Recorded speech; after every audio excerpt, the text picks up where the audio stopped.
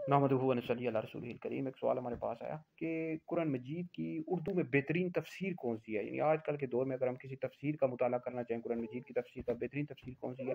देखें, इस हवाले से मैंने फतवा लिखा, फतवा इंशाल्लाह सोशल मीडिया पर, व्हाट्सएप पर और दीगर जगहों पर शेयर कर दूंगा। देखिए, आले सुन्नत का जो कुरान का जो तर्जमा है वो आला हज़रत इमाम अहले सुन्नत इमाम अहमद रज़ा खान फाज़िल बरेलवी रहमतुल्लाह अलैह ने किया, कंजुल ईमान शरीफ। इसका लाजमी मुताला करें। बाकी इसके अलावा जो तर्जमे मिलते हैं मार्केट में, जो वाबियों ने, देवबंदियों ने किए हुए हैं, इसमें कई मतलब शरई लिहाज से भी ये बहुत ज़्यादा गलतियाँ और ये दुरुस्त नहीं है तराजिम, ठीक है जी।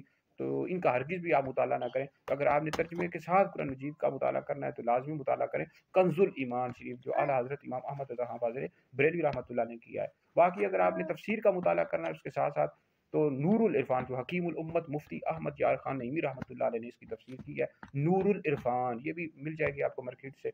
इसका लाजमी मुताला करें। तो बहुत ज़्यादा बेहतरीन तफसीर है, मैंने खुद इसका मुताला किया और नूरुल इरफान का बहुत अच्छे निकात बेहतरीन इन्होंने लिखी है तफसीर।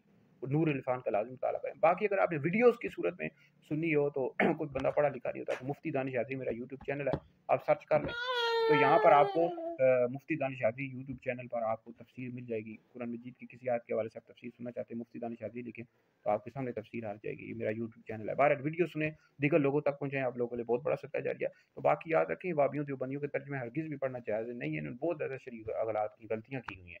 तो अहले सुन्नत का जो तर्जमा है कंजुल ईमान और नूरुल इरफान का मुताला करें।